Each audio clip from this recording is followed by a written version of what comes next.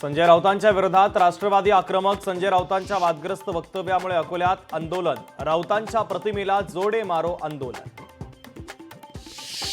धुळे शहर विधानसभा मतदारसंघामध्ये 45,000 बोगस मतदार. माजी आमदार गोटेंनी बोगस मतदार यादीच दाखवली. एकाच मतदाराची अनेक ठिकाणी मतं.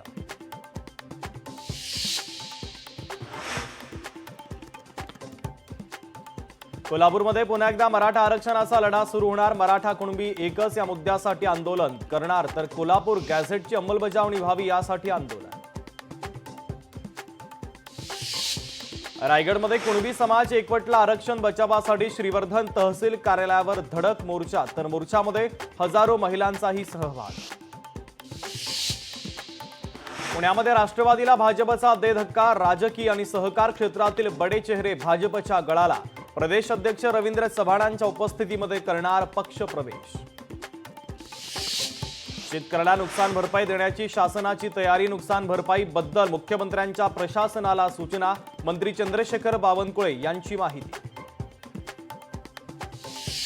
छत्रपती संभाजीनगरमध्ये महिनाभरात 6,591 भोंगे उतरवले. नियमबाह्य भोंग्यांवर पोलिसांची मोठी कारवाई. कोल्हापूरमध्ये जिल्हा परिषदेच्या शाळांमध्ये विद्यार्थ्यांच्या बैठक व्यवस्थेमध्ये बदल. मिशन ज्ञानकवच उपक्रमाच्या अंतर्गत केरळमधील नो मोर बैठक बेंचर्स वर्ग पद्धत सुरू.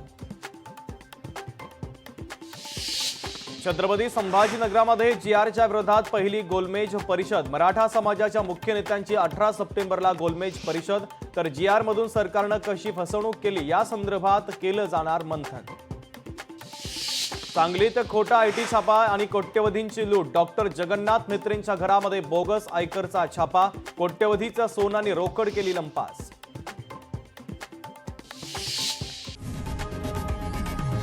लोकशाही मराठी ऐका, पहा, जागरूक रहा.